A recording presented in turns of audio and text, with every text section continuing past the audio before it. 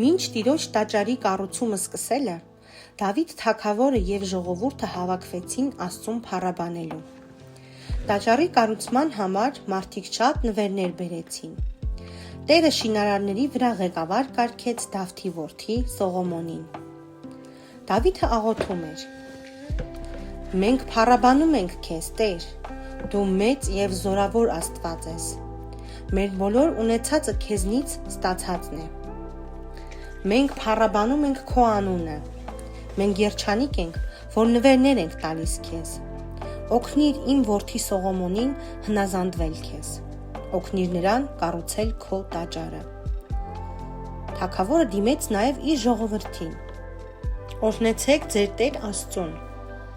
Մարդիկ ծնկի իջնելով երկրպագեցին Աստծուն։